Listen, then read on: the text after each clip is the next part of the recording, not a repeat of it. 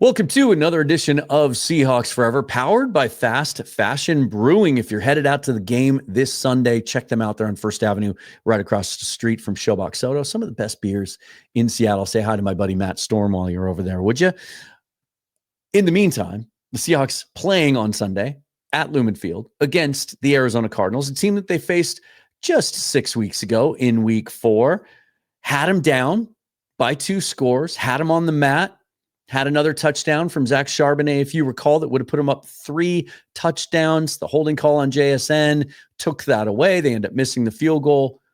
Almost lost the game. They end up winning it on a walk-off makeup field goal by Jason Myers. They meet again, and this is a much different Arizona Cardinals team than we saw in Week 4. A healthier defense, Walter Nolan and Will Johnson on the field, and an offense that's feeling really good about themselves now with a new quarterback, Jacoby Brissett, taking over that job and almost matching Kyler Murray's production in 3 games that it took Murray 5 starts to accomplish. Murray now being placed on injured reserve.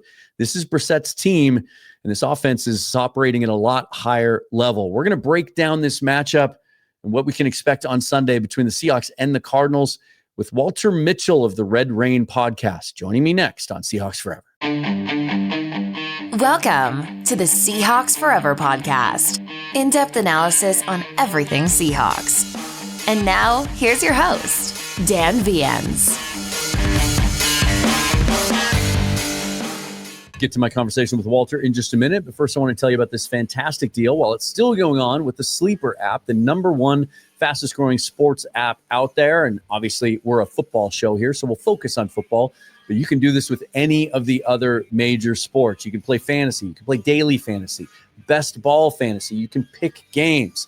And you can follow games in real time, play-by-play, live tracking, the best in the business. You can react to each play and chat with other people in the community while you're at it. And then there are the games of skill. And if that is your bag, well, they're going to give you a free $20 just for signing up today, right off the bat, without having to deposit even a penny. Use the promo code FOREVER to do that. So head on over, sign up for the Sleeper app today. Use the promo code FOREVER. They're going to give you $20 right off the top. And then if you want to go a little farther than that, they're going to match your first deposit up to $100, 100%. Again, that's using the promo code FOREVER. Check out the Sleeper app today. All right, so Walter and I have been talking to each other for years now. He's my go-to whenever the Seahawks are about to face the Cardinals. I always appreciate Walter's objectivity. He's always very complimentary of the Seahawks. He's feeling pretty good about this team in a number of specific ways, and a little bit of a potential trap game coming up Sunday. Are you concerned about that? We talk about that as well as the resurgence of the offense behind Jacoby Brissett. Here's my conversation with Walter Mitchell of the Red Rain podcast about this Sunday's game. Enjoy.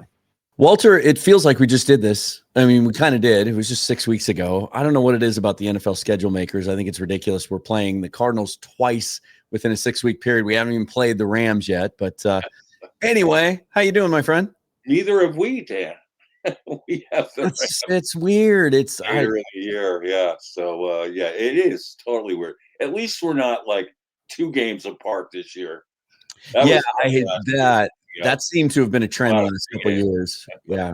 We got you guys that way. And then the year before, I think we played the Niners twice in a 3-week period. I don't understand how hard it is. It's all a computer program, right? They should divide, as far as the software goes, they should divide the season in 2 halves and just make sure that every divisional team plays each other once in the first half and once in the second half. I don't understand how hard that is. That just seems like it would make sense. But, when is the NFL made sense? Right. And when have the Arizona Cardinals made less sense than this? Let's take a look here real quick at the updated standings. They don't look great for the Cardinals, obviously. 6-2, 6-2, 6-3, and then 3-5. And this looks even more frustrating if you're a Cardinal fan. Look at the point differential. They are now better than the 49ers, who are 6-3 with a point or a +6 point differential. The Cardinals at +9. Now, normally in an NFL season, if you saw standings like this, you might think, hey, they can go on a run and get back in the playoffs. These are the current New York Times playoff projections. And they've got the Cardinals. They have everybody else in the NFC West at more than 82%. The Cardinals sitting at just 4% because, oh, by the way, meanwhile, the rest of the NFC, all of the playoff contenders, there's 7 or 8 teams that have 5 or 6 wins. How frustrating overall has this season been? Yeah. The 5-game losing streak was extra frustrating because we had fourth quarter leads in all 5 games and couldn't finish it out. The annoying pattern was going into soft zone prevent style defenses and just watching them get picked apart. And there was a vow early on after our first 2 games were like that too. We had fourth quarter leads and just barely staved off the Panthers and the Saints. We're coming on strong at the end. And Jonathan Gannon vowed after the Panthers game, where fortunately Calais Campbell ended the game on a sack, that they were going to clean this up, come out with a different plan. It was not a different plan. In fact, it's kind of even got worse. And so the frustrating part was watching a lead disintegrate 5 weeks in a row, and I think 2 or 3 of them were on last-second field goals where we lost, which is always tough to take. So and then, well, Dan, we had a blue moon rare victory Tuesday this week, and we turned it around against the Cowboys. And their offense is pretty dang good, and our defense held them to 1 touchdown, which I thought was just a turning point for us. And late in the game, we did what we hadn't been able to do in 5 weeks, was we created 2 turnovers. We got to the quarterback and finished. So that was very encouraging. And if that's a momentum thing we can carry over into this week, we may have a ball game on our hands. Yeah, I want to talk about that defense in a minute. They're as healthy as they've ever been, much healthier than they were the last time they faced the Seahawks, and they get their first round pick back too. We'll talk about that in a moment. But we have to talk about the quarterback situation first. The news yesterday that Kyler Murray officially being placed on injured reserve. Let me start there, because we all saw the practice video from last week, and he looked like he was moving around okay. Is he really injured, or is this it's a new term that's kind of catching fire these days? Is this a soft benching because Jacoby Brissett was operating that offense so much better? Well, I'll ask a question of you, and I know you've been. First of all, I want to do a mea culpa on the NFC West. You predicted best division in football. I was like, no, AFC North. AFC North is going to pot, and you were absolutely right. So, kudos to you. You had this down. Secondly, I'll ask this question of you. Could you envision any scenario where Kyler Murray would accept a backup role on game day? Well, last I checked, you don't have a choice in the NFL. I mean, if you want to play for another team and get another contract someday, you don't want to do stuff like that. I do look, one of the knocks on him over his career has been professionalism, leadership questions, body language, stuff like that. So yeah, I can absolutely see how just kind of divisive that might be if he was kind of grumbling over there on the sideline, because he would grumble as a starter. Yeah, and here's what I know. I had a very reliable source from inside the locker room who told me during the off season, or through someone inside the locker room, that the coaching staff was very much questioning whether Kyler Murray had kind of maxed out in what he could offer the offense, and he wasn't delivering on certain aspects of the offense that they really needed. So there was that kind of concern, which is why I thought at the time, I was shocked at the contract they gave Jacoby Brissett. coming off of like struggling year in New England. And they made him basically the third highest paid backup in the league with a 2-year, $12.5 million contract with $8 million guaranteed. I mean, Jimmy G is making like $3 million. Yeah. In comparison, and I would think he'd be one of the better ones, but he's not. And right now, Joe Flacco's making 1.8, and Mac Jones is making 3.3. Yeah. So, Jacoby is right up there at the top, right behind, of course, Kirk Cousins is making 4. Yeah. And I was going like, why are they doing this? Now I know. Now we know. This was because Jacoby had success already in Drew Petzing's system in Cleveland when he filled in for the first 11 games before Deshaun Watson came back. And he played very, very well. It was not on him that they were 4-7, I think, in those games. The defense was surprisingly not as good that year or whatever, but Jacoby played well, and this is translated over, and he's taken the bull by the horns, and he's given us exactly what this offense needed. That's why I was drooling. I think I even expressed to you, I was privately praying we could get Sam Darnold because Sam Darnold would be a perfect fit in this, play action, heavy run. Yeah, you don't stand in the pocket and deliver offense. Yeah, it's something that Kyler struggled with. So, that's where. And right now, I don't envision them playing him again or coming back off the IR because he has $160 million injury clause. Yeah, this feels like the end of Russell Wilson's time. It feels like the end of Derek Carr's time a little bit. Do you think he just steps away from the team, kind of like Carr did? Do you think he's done in Arizona? I do. In terms of future, I don't think they'll play him again this year, although they're saying he could come back in 4 weeks. It's too risky. The contract is just so loaded for injury that and then also you've got to protect if you have any chance of trading him, he's got to be healthy. The Liz Frank injury as right now is doesn't count because in 8 weeks it should be fine. And I think the Cardinals were dangling him at the trading deadline. There was no other reason why to have him out of practice with a Liz Frank. Yeah. And I think that it was interesting that after every game and Jacoby's playing great, when Gannon was asked, well, who's the starting quarterback next week? Oh, nothing's changed. Whenever Kyler's healthy. Yep.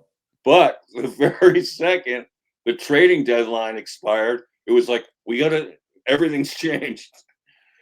So, I mean, the coincidence of that I think is pretty telling. I think they were trying to move him now, but I don't think they got any calls. And, I don't think even next year, Dan, I mean, by, the first couple days of the new year, Kyler has a $17 million roster bonus. Yeah.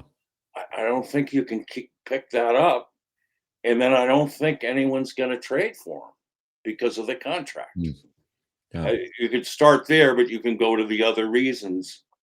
And I just see a Tyrann Mathieu deja vu. You're just going to have to let him go and pay up I think it's 36.8. You got to eat in dead money. Let him go. Okay. Teams have done more with less with more with less. Yeah. What the Broncos eat 80 plus something, I think, to let Russ go, and look where they are now. So it can be done. There's a lot of quarterbacks in this next quarterback class. We'll see how people feel about it as we get closer to the draft about how good they actually are. But it seems like there's going to be a lot of guys in the mix there. So in a year that's otherwise viewed as a down year, I think you can make the case this Cardinal team has quite a bit of talent spread throughout the roster. They should be able to focus their attention on finding the right guy at that position, right? Now, the last time we talked, there was a lot of consternation about the play caller and not necessarily the quarterback. And there were fans who wanted Drew Petzing fired after just geez, after his first year there, he was considered a head coaching candidate. Has that sort of has getting a quarterback in there that runs the offense a little bit better? Does that stem the tide there? Does that calm things down?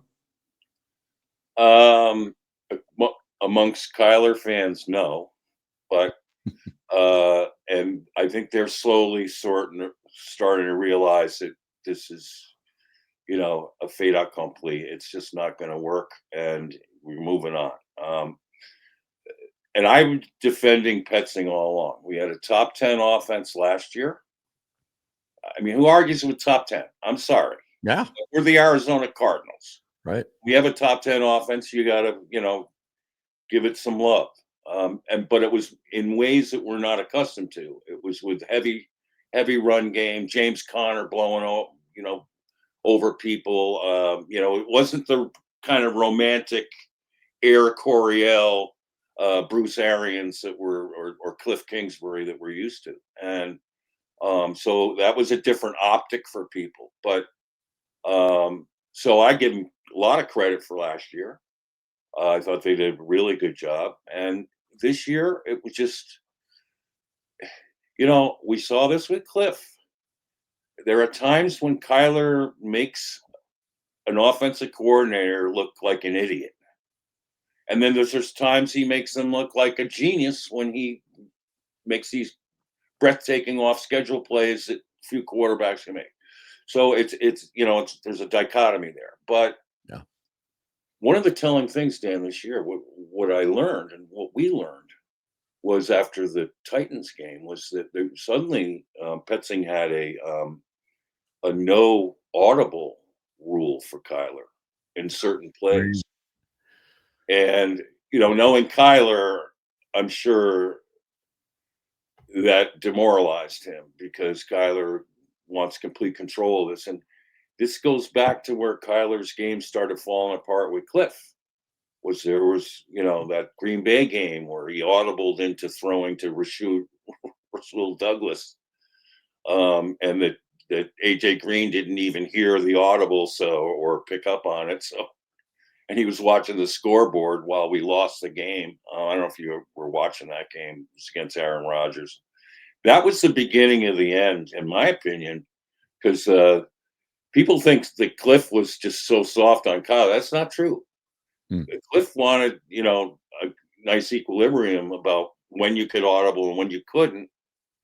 And, and so, yeah, I mean, that's the thing with Kyler is that he wants complete autonomy. And, and now I think that Petzing had to, dial him back on that. And, I think this was sort of trending in the direction that they all along had Jacoby as a plan B if the things struggle a little bit. And I think the first chance they got, they inserted him in there, legitimate chance. And he's been our Sam Darnold for 3 weeks. Well, pump the brakes on that. Okay.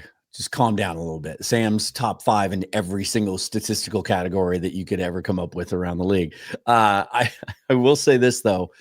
I've always viewed Brissett as kind of a game manager type, like sort of the ideal backup spot starter in that sense. The Seahawks faced him week 2 last year in New England, and he kind of made life tough for us. He moves around better than people give him credit for, I think, and he makes some plays with his leg and throw on the run and everything. And yet coming out of the bye with even an extra day coming out of the bye to get ready for the Dallas Cowboys on Monday night, he looked a little bit different to me. 21 out of 31, 261, an 8.4 yards per completion average, 2 touchdowns, no interceptions. And he was making plays down the field, kind of picking on the Cowboys in the middle of the field in that like 15 to 20 yard intermediate range, showing off, to be frank, a little bit more arm strength than I'd ever seen him display before. And getting the ball to Marvin Harrison, 10 targets, 7 catches, 96 yards, and a touchdown. They got him involved early. That seemed like a clear shift and something that's been a frustration there for the last year and a half in Arizona. Did you notice a discernible difference in how the offense was operated and called coming out of the bye with Jacoby at the helm? Well, it's been for 3 weeks. He outpassed Daniel Jones. He outpassed Jordan Love, and he outpassed Dak. 3 of the top 7 quarterbacks in the NFL. And he's averaged 288 passing yards per game. 4 weeks ago, the Cardinal fans thought we had the worst wide receiver unit in the NFL. Marv was a mess. We suck in the passing game. Drew Petzing's awful. Can't call a passing game to save his life. And yet for 3 straight weeks, they've crushed it in the air. Absolutely crushed. Here's the huge difference too. Jacoby, our third down conversions, which I have called for the last 3 years, the third and give up offense, was 39%, one of the bottom half of the league. With Jacoby, it's 56. He's had above 50% in all 3 games, and better percentages than all 3 of those quarterbacks of third down conversion. So he's moving the sticks. I don't know if you saw that hole shot he threw to Marvin Harrison on 3rd and 14. Yeah. That's the place I'm thinking thinking a 17-yard gain. I mean, that's the other thing is 3rd and long is now still in play because Jacoby's ripping it. And I don't know if you saw the hole shot he threw to Michael Wilson on the first drive of the second half. Yep. Right off his break, and that was ripped on a rope. And I'm with you. I'm surprised the arm strength is where it is at his age, but he's got a lot of tread left on his tires because being a perennial backup, he hasn't started since his Colt days, right? So he's got a chance to have kind of a Geno Smith sort of. It's about the age. He's 32 now, right? I think Geno's 35 now. Geno was 30, 31 when he kind of got his opportunity in Seattle and hit his renaissance. But yeah, to your point, in Murray in his 5 starts this year, 962 yards passing. Brissett in 3 starts already has 860, and he's done it on 49 fewer attempts. So they're getting the ball down the field, and they have to because there is really, usually when you face the Arizona Cardinals, you have to worry about their running game. Right. James Conner, obviously, he went out with the injury week 3. Yep. Trey Benson, everybody was excited about him. He was averaging 8 yards per carry. He gets hurt almost immediately. In fact, didn't he get hurt in the Seahawks game week 4? No. Now you're going with Bam Knight. Amari DeMarcado still is there. Nobody with more than 200 yards rushing for this team, which going up against the Seahawks team that hasn't allowed anyone to get 100 yards rushing on the season. Right. So maybe that was something they were going to take away anyway. What are your thoughts on this offense going up against this Seahawks defense that is flying high right now? Yeah, by necessity, we're now a pass to set up the run rather than run to set up the pass. And it's exciting. I mean, we're not just guaranteed to run an off tackle play on first down every time. And we have a play action game, which is good. I thought they went to the well a few times too often in the second half, and the Cowboys were sitting right in it. So, I mean, coming off the edges hard at Jacoby. And I think that they probably have learned and adjusted from that. Because when you don't have that prolific a running game, people aren't going to take your play action as seriously. So I think that's an area they have to pick and choose better. But from the pocket, whether it's just straight dropbacks or shotgun, Jacoby has been really good. And we got to protect him up well. And when we do, he's been very effective. So, and of course, Trey McBride. Here's another amazing stat, Dan, and I know you would appreciate this because you and I have had long discussions about Kyler. Last year, Kyler and McBride had 1 touchdown. I mean, he had this all-world tight end, and it would have been a second touchdown, but it balked off his head. I don't want to bring that back up for you, Dan. Oh, we know it. Kept us out of the playoff. Son of a. I know. And now in 3 games, Jacoby's got 4. touchdowns to Trey McBride. Yeah. And he's throwing them into the end zone. Here was the other thing is the times Kyler would throw to him were under the end zone and he'd get tackled. Now we're throwing beyond the sticks and we're throwing beyond the end zone. I couldn't be more delighted. And I think it's a nice, refreshing change. And to answer your earlier question, in my mind, Petzing has now proven he can run a top 10 rushing offense. And the way this looks now, a top 10 passing offense. The way Jacoby is. I mean, his 56% third down conversion rate, if he qualified with the number of stops, it'd be number one in the NFL right now. Yeah. So, I mean, wow, I can't believe it. I mean, I watched all of his games because I'm a New Englander. I saw him last year, and I felt for him. He was in a tough situation, and he didn't really play that great. But this is a whole different player this year. He is embracing the leadership. It's coming at a time where he's calmed everyone down. I think he's affected the whole team, Dan. So, because, it's just a settling presence. He's so humble. Like Geno Smith. After the game, he wouldn't talk about himself. He was just like praising his teammates. Yeah. You make a good analogy there because they're very similar personalities. Well, it appears to have righted the ship, and that's what a team like that really needed, is to just kind of stem the tide. And sometimes it sounds like, and this has always been my issue with Kyler anyway, just kind of has a negative air about him. It was a very like, look at me, it's all about me kind of. You take that out of the locker room, sometimes you lift the entire team on both sides of the ball too. Guys just play a little bit harder when they know their guy on offense has a chance to move the football and get them a win. And this is a defense now that, we liked the pieces that they put together in this offseason, year 3, with Monty Austin-Fort there, kind of they were sort of just collecting as much talent as they could his first 2 years. And then it felt like there was a lot more intention this offseason about some specific needs. And now it's all coming together, because the first time that these two teams played in week 4, there was no Garrett Williams. He was on injured reserve. There was no Will Johnson, the fine rookie corner. He was out. There was no Walter Nolan, the first-round pick out of Ole Miss. He makes his debut on Monday, and my goodness, he was disruptive. That had to be fun to see.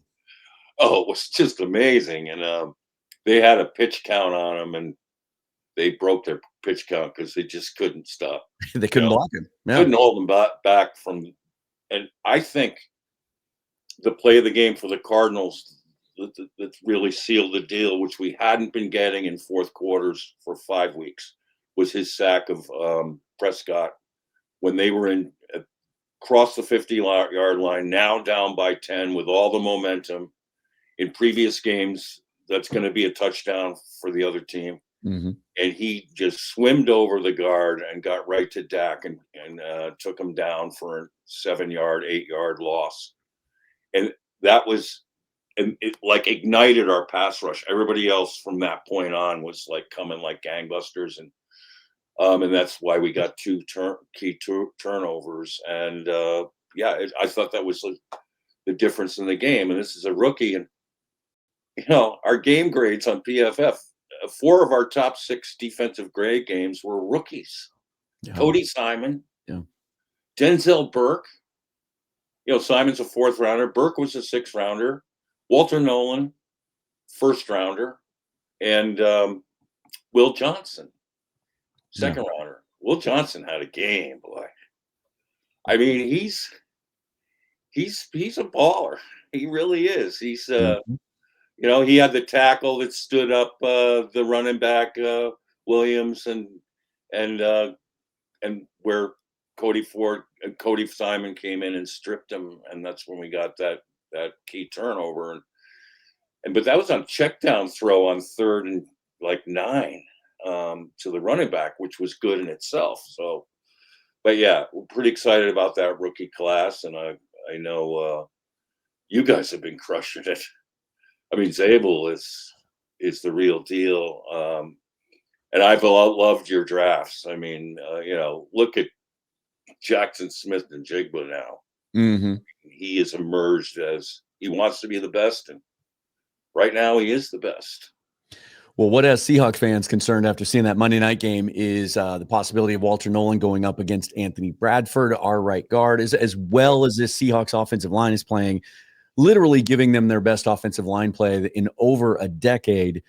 He's viewed as the weak link. And what I saw Nolan doing, he only had 4 tackles on Monday, but he had a sack in there. He had a pass defense. He had a couple of tackles for loss.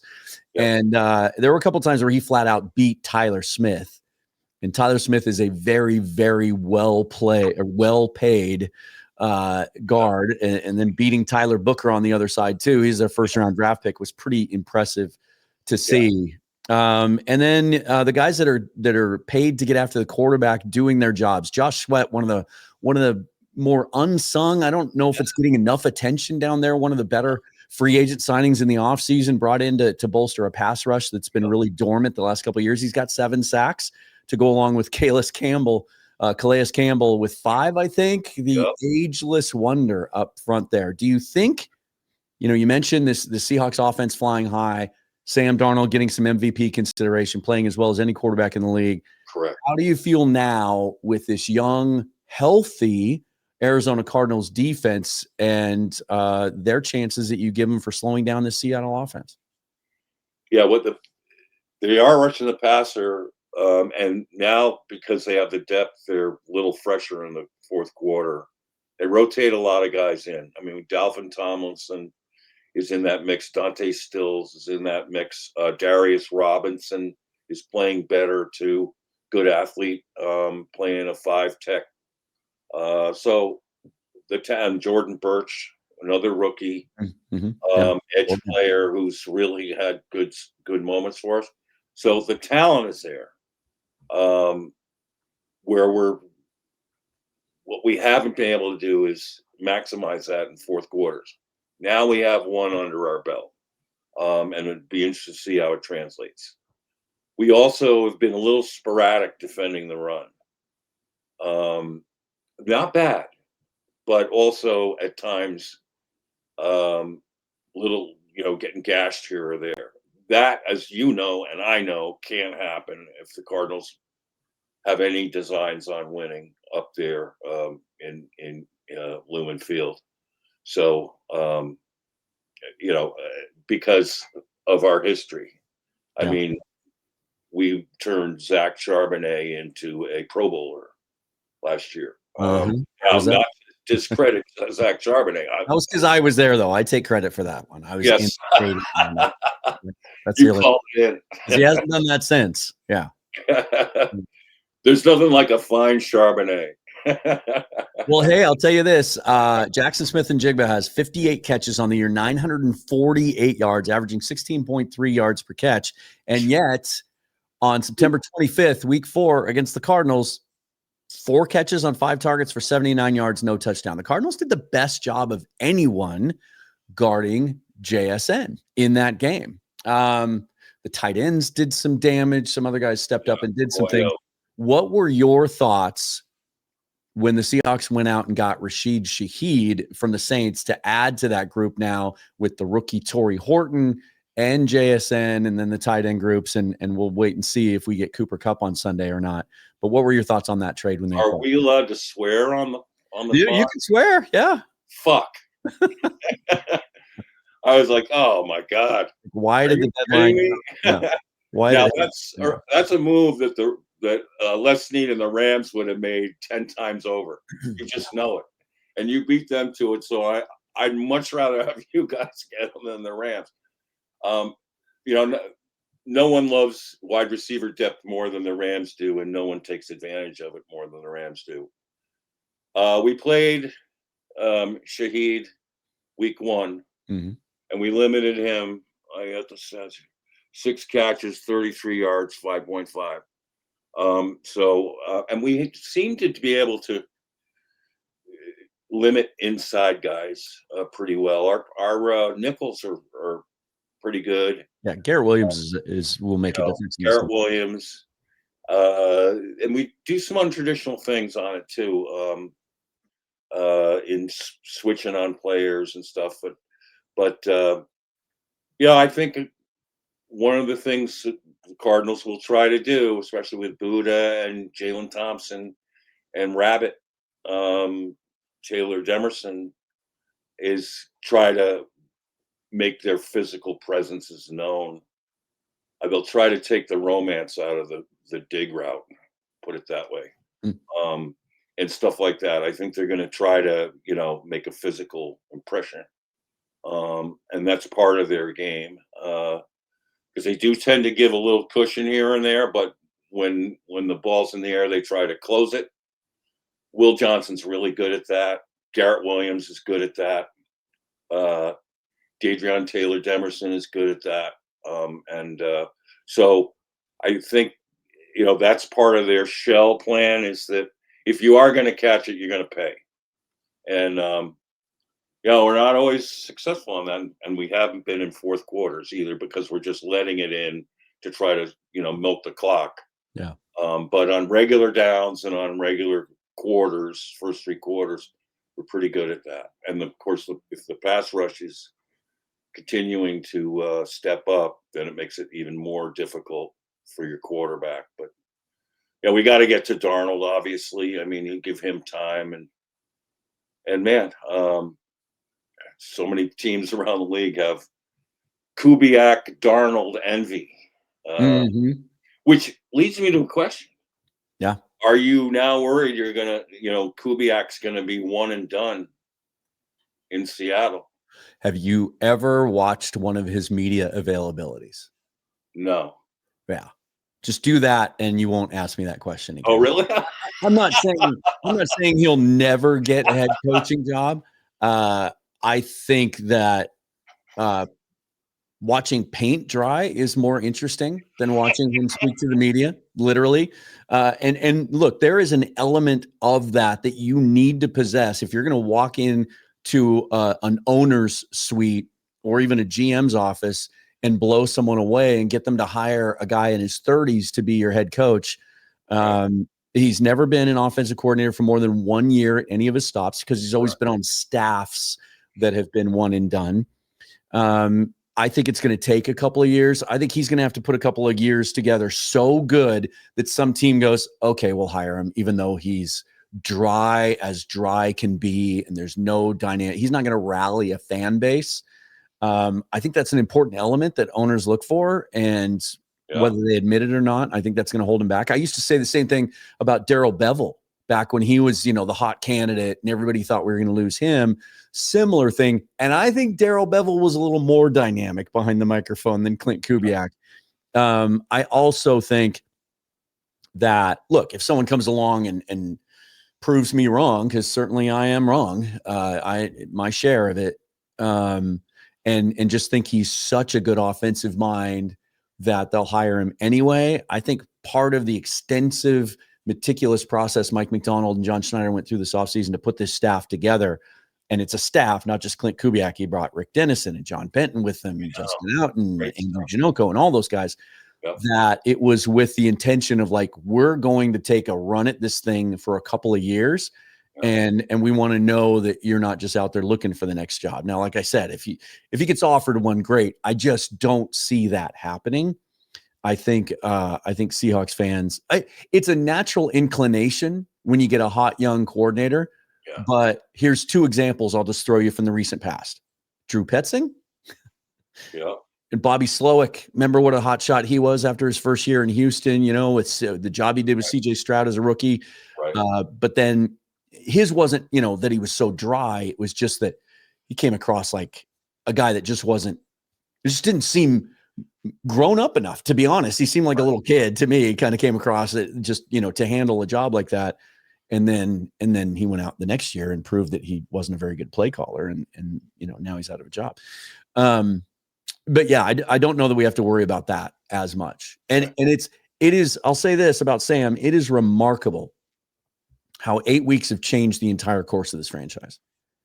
Yeah, right. Think about conversations we had about how, hey, I really liked pivoting to Sam Darnold after they lost Geno Smith, but they also drafted Jalen Milroe in the third round. Maybe a couple of years from now, he's ready to be the starter and Sam's your stopgap. 8 weeks later, It's, can we sign him to an extension now? Like, they have found their franchise quarterback for the next 10 years, I believe. And it has changed the way they operate and the way that they view, for example, they're probably not as comfortable giving up 2 picks in next year's draft to go get a receiver who's on the last year of his deal if they think they have to go look for a quarterback in the draft next year. Completely changes the way they operate. And I kind of feel like Arizona is in a similar situation now where there's enough pieces in place on that roster that they can get really aggressive next year about going out and moving up in the draft if they have to get their guy at quarterback. Because you need to add another receiver and a couple other pieces there. But don't you feel like the foundation is good there to introduce a young quarterback next year? Yes, because too is we have Jacoby Brissett. With 7.6 under contract cap hit. He's kind of the perfect guy to sort of mentor and be there. I mean, he did it with Drake May. We've seen him do it.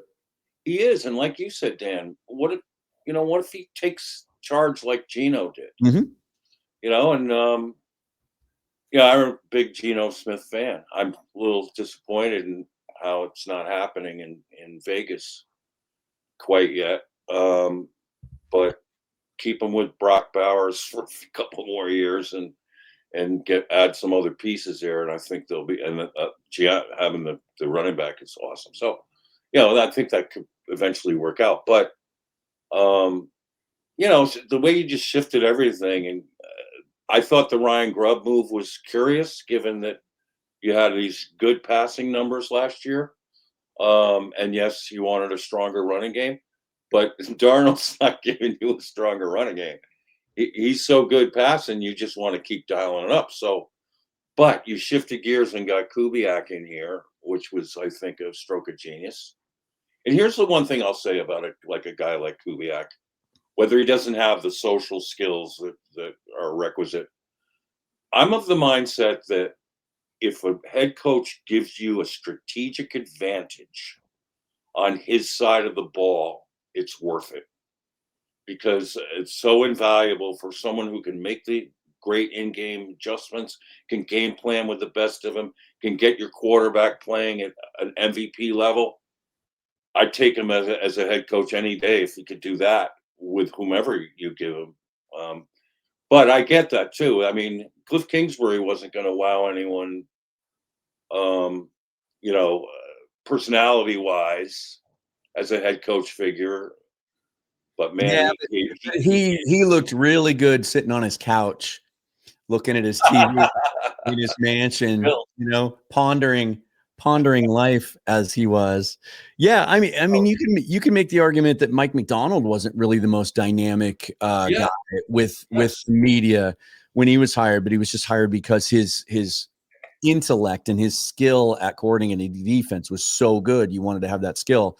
I just think there's the most dynamic. There's the Pete Carrolls, right? And then there's the Mike Macdonalds would be way down here. And then I can't even show you on the screen where Clint Kubiak would be as far as that goes.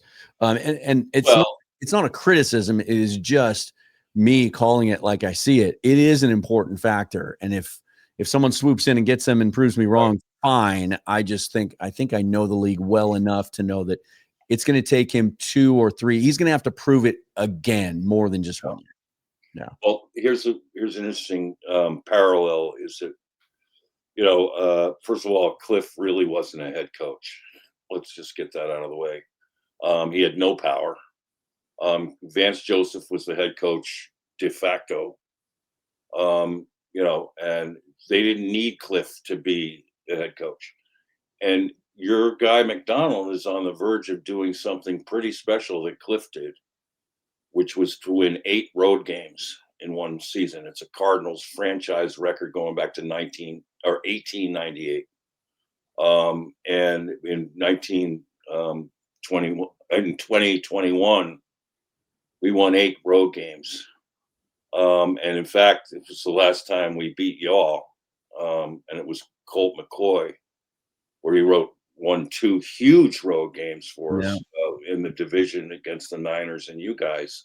Oh, cool. And if we don't win those 2 games, we probably don't even make the playoffs that year. But that's just an incredible for any coach to win 8 games in the NFL today on the road. I mean, that's just amazing. And now it's a schedule year too, where you got 9 road games, and you're already 4-0 on the road. On the road, yeah. Mike That's McDonald. I think awesome. I think the number now. I think Mike McDonald's 12-1 on the road. That's why I'm glad you brought that up. I think this Sunday from the Seahawks perspective is a very important game. And I've been calling this a week-to-week league all season. It's as much parity as we've ever seen. Like there's no dominant teams. You can make the argument there's 10, 12 teams out there that could go to the Super Bowl. And so it's a fine line between winning and losing in this league. But this Sunday presents itself as a little bit of a traditional trap game opportunity for the Cardinals, where the Seahawks have a massive matchup potentially in week 11 looming against the Rams, a team that they just have not been able to beat in recent years, and a team that they're tied with as we sit here today for the division. But also there's this thing kind of looming over this team that everyone loves what they're seeing. Everyone here believes that Mike Macdonald is legitimate. And I've been saying since they hired him, I think he's special. He's going to do special things in his career. And yet they have not been able to capture or recapture that home field dominance that they were known for so long. Now, some of that is just where we are today in the world, and with technology and everything else, it's just easier to get tickets to go to away games. We're seeing this happen kind of all across the league, but it is a huge point of emphasis that the Seahawks want to recapture that. And I wonder if maybe that'll take a little bit away from the potential that they'll overlook this game. But if you're a Cardinal fan, you have to think, hey, look, we have nothing to lose. That team is already looking ahead. We have an opportunity here to kind of stun the NFC this Sunday. Well, and we have to get the 400-pound gorilla off our backs, or the 400-pound osprey that's dug his talons into our, on our back. This is just way too long to lose to a team. And, now I think with Jacoby at quarterback and the offense operating on schedule better than what it has for quite some time, I think we got a better. I told you last time we played, I didn't think it would be much of a game. Now, to Kyler's credit, after being, 3 and give up for 3 quarters, third down and give up, came back and rallied the troops at the end, and then 28 seconds got in our way. We got the full Kyler Murray experience in that first. After that, to tie up the game with 28 seconds left, woohoo! It really was the shortest 28 seconds in Cardinal history. It really was one of those performances where, whether you were pro Kyler or anti Kyler, you had plenty of evidence in that one game to support your argument either way. I'm not big on predictions. There's a lot of reasons that I feel good about this game, just because I feel good about where the Seahawks team is. But I feel like this is one of those games that we've gotten a little bit spoiled here in Seattle. We went 10 years without getting to enjoy blowout wins. It just wasn't the way Pete Carroll coached. Right. And they always found a way to let lesser teams hang around, but then they would always step up and be competitive against better teams. I assure you, one of the reasons that I do feel pretty good about Sunday is Mike Macdonald doesn't forget things, and he may present a real positive attitude to the public. Like, hey, the guys are playing hard. Everyone's doing great. The process. But I assure you that a big narrative in practice this week and in those meeting rooms is, hey, we had this team on the ropes in week 4. We had our foot on their throat. We let it off. We let them back in the game, and we almost let one get away. Let's not let that happen this week. But Seahawks have some injuries on defense too, going up against this Cardinals offense that's revitalized. We don't know. We're not going to have Julian Love for this game. And then we don't know the status of Ernest Jones, which is the real concern. Yes. Had to leave the game on Sunday night with a knee injury, which looked pretty bad at the time, but it sounds like he had a limited participation yesterday. There's a chance he might play on Sunday. So I don't know. It just feels like one of those games. It's going to go down to the last possession or two, no matter what, because you have Cardinals might be in a situation where this might be the most dangerous team in the league. And I don't mean the Cardinals specifically. I just mean anytime you have a team that's talented, is pissed off that their record doesn't indicate the type of team they are, and has some momentum and some positive things going in their manner. And it feels like Brissett has kind of just changed that whole mindset, and they probably feel pretty good about themselves going into this game. Yeah, we're in a good mindset and trending in the right direction. And they know that now, in order to get back in the playoff, contention, they got to stack some wins. So, the pressure's on it's not like, I know you said they got nothing to lose, but I think the players in the locker room really still believe this is a playoff caliber team that, that with some adjustments can really make a push, even though the schedule's brutal. We're now, I think we have the second hardest schedule remaining. But what was encouraging was playing the Colts and Packers tooth and nail and having fourth quarter leads on those two teams, which were at the time leading their conferences. Yeah. And then, and unfortunately lost those games, and then holding that Dallas vaunted offense at home to 10 points was really, I think, the sort of unsung, reason why the Cardinals won that game. I mean, if Dak was going off and they were, scoring 40 points a game, we would have lost that game. I mean, they were averaging that at home too, 40 points a game, and they dropped 40 on the Packers at home, for example. So, yeah, I think in both cases, but and I'm really curious to see how we play this week because since he came in, Macdonald's had our number. Yeah. I mean, and Pete Carroll had our number, but Macdonald, other than that just late comeback and getting the game tied, our games with you have been, Macdonald has dictated what's going on both sides, not just defensively, but offensively. Your ball control has been a factor. And on defense, you've just stuck it to us and made the right pressures on the quarterback and created those turnovers just that were backbreakers. So, and Ernest Jones was a key part of that last year. Had the big interception in one game. Yeah, he was really good in those matchups. I still can't fathom why the Rams ever let him go. I've never gotten an explanation. Other than, that there seems to be a pretty prevailing thought that they just don't value that position as one that you pour heavy financial resources into. You can always find inside linebackers, I guess. But there was some indication too that and I got to give credit to, it was my buddy Jake Ellenbogen, who does Rams content, who said that there were some whispers about maybe a knee issue, and that had never really come up. And then lo and behold, he goes and has a knee cleanup procedure at the end of last season and said it had been bugging him for 2 years. And so that might have been part of it. Yeah, because certainly, he gives you everything you want on the field and in the locker room. So, I'll just say this. Thank you to the Rams, because he was a game changer. And the Titans, right? Yeah. Well, the Titans don't deserve credit. I mean, they traded them to you guys. They make bad moves. Oh my God! They make bad moves look good. Unfortunately, a few years ago, they could have included AJ Brown in the package. Sadly for my my Coug, Cam Ward, I feel for him, but right now, is this the same knee that Jones? No, it doesn't sound like it. And the other knee? He just got rolled up on, so it wasn't anything like he. That's good.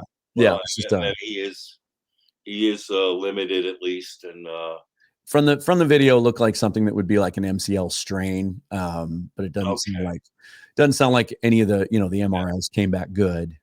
Seahawks 6.5 point favorites right now at home. That seems a little rich. ESPN Analytics has their win probability at 66%. Again, and that all sounds fine and good, but 6.5 feels a little rich to me. I'm a little concerned going up against this Arizona defense and what they just did to the Cowboys. But we shall see. Let's end with this kind of a pull back and take a look at the whole division, because over the next 10 days, they play a little bit of a round robin tournament here. The Seahawks and Cardinals play each other while the Rams and 49ers play. And then we flip that around next week and the Cardinals play the 49ers while we play the Rams. Where, if we were to fast forward in time 2 weeks, where do you see this all shaking out a couple of weeks from now as far as the race goes? Oh man, it's so hard because every week we underestimate the 49ers and we just think they're going to hit a wall. Yep. And they don't. And they've had key timing of guys coming back too, like Kittle coming back at a key time, Ayuk's probably a couple weeks away. So, but it's so hard because the coaching has been so good, Dan. Yeah.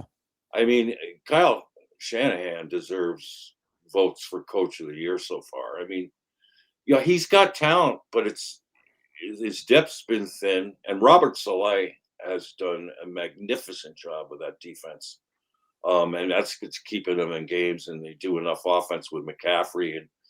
And Mac Jones has really looked the part. I mean, I don't know if you could pivot back to Purdy the way Mac Jones is playing right now. So that's an interesting dynamic. But I had this sneaky suspicion all offseason, which I know nobody would agree with, that the Seahawks are going to be special this year. And here's the thing that I think makes Mike Macdonald a natural fit in the NFC West is that your guy will not accept mediocrity in any form.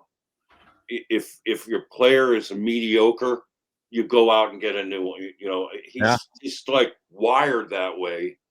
And your defense is so principally sound and fundamental. I think you can tackle a little better, actually, which surprises me at times. But, I mean, this is a guy who has a baller mentality. If you don't tackle, you're going to be traded or gone anyway.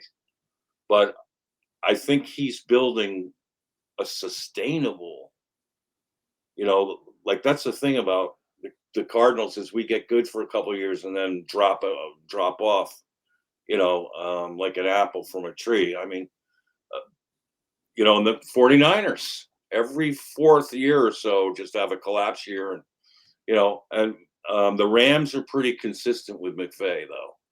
And now I think you've got a guy in Macdonald, but it'll be interesting to me to see how his defensive game plan is going to shift. Now he's got to make some adjustments to handle Jacoby in a different way that you were handling Kyler. So that's going to be a key question. And I think another question is, will without Ernest Jones, can you get by? And I love is, I mean, he is so dynamic. I mean, and so instinctive. So we do have a bit of a reprieve there, not having to face those two guys. True. You do have to face Nick Emenwari, though, the outstanding rookie who's playing big nickel for them that you didn't have to week 4. So it'll be interesting to see how that matches up. I would imagine we'll see him on Trey McBride quite a bit, taking him on some routes. Whoa, that'll be fascinating. I don't think he's a good matchup for Trey. Sorry to say. I think you need a faster guy off his breaks. I mean, yeah, he's got Emenwari has great straight speed, but he's a little lanky and change direction. And I'm surprised you didn't trade Reek. I'm not. I had been saying in the weeks leading up to the deadline that, like, unless everybody in that cornerback room was 100% healthy, I didn't want to trade Reek. You need that guy to win. Sunday was the best example. Josh Jobe leaves with a concussion. Reek wasn't playing up until that point, comes in, plays extremely well. Oh, good. With Jobe out and, to the point that Darian Kendrick wasn't even active for that game. So, all right. He was discussed in some deals, but I think this team, for what they have potentially ahead of them and what they have an opportunity to do this year, I think they're better off keeping Rick Wallen. He walks in the offseason. I think he walks in the offseason. He's not a Mike Macdonald type corner. They're going to go out and get someone that fits that mold a little bit better. That's the thing is. Yeah. But yeah, he was discussed, but ultimately didn't move. Well, thanks, Walter. Let's wrap this up. We're all at almost an hour, as you and I tend to do. We love talking football with each other, but yeah. Fascinating matchup this week in so many ways. And you and I likely won't talk again until probably draft time. So thanks for coming on again. And I wish you the best the rest of the year. Thanks, Dan. I really appreciate it. And I'm pretty fired up for this game Sunday. We'll see what happens. All right. We'll see you next time, Walter. Thanks for being here. All right. Thanks, pal. Take care. All right, you guys, tell me down in the comments below how you feel about this game. Are you a little worried with the Rams looming that it might be a little bit of a trap? Or do you think this offense is going to take another step with Rashid Shaheed potentially helping out that running game? I think that's what I'm most interested to see on Sunday. I just don't think that Cardinals defense is going to be able to stack the box like other teams have been doing against us. They're going to have to commit some other players to coverage, and they have the guys to do it with the healthy Will Johnson and with Garrett Williams back and that safety tandem they have. Obviously, the Apple Cup tandem, one Husky, one Coug.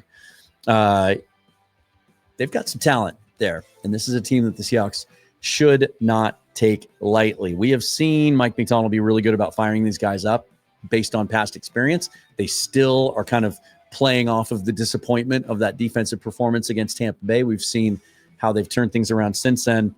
I am quite sure each and every day in practice this week that Mike Macdonald is reminding his team that they had a 2-touchdown lead on this team in the second half, a chance to go to a 3-touchdown lead, let them off the hook, and almost let that one slip away. That will be a huge point of emphasis this week. If you could, please go to nwforever.com. That's going to take you to the new Patreon page. That's where you get all of my content under one roof. Seahawks, Mariners, video, audio, Substack, Discord. Join the conversation over there. And all of that in one low-cost subscription, and you won't get the YouTube inserted ads over there as well. And you can get in on the bracket of Boom, where you get to choose each and every month a topic for a video for me to produce. We are collecting show topics right now. We are up to the minimum of 8, which we need to start the tournament. That runs through the 7th. So it runs through tomorrow, and then we'll get into the bracket time of it and tournaments and polls and take your votes each week until you decide on a show for me to produce. Also, some exclusive material over there. I will make videos and have that only you get to see. So check that out if you would. And if you just want to buy me a coffee or a beer, that's what that QR code is up there for. Every other way you can support me is listed and linked down below, as I am a full-time independent content creator. And the best way to do it is just subscribe. Hit that subscribe button. About half of you who watch these videos on a regular basis don't subscribe. It's free. You don't get any notifications, and it really tells YouTube to spread this video around a little farther. Thank you for watching. Forever and always, go Hawks.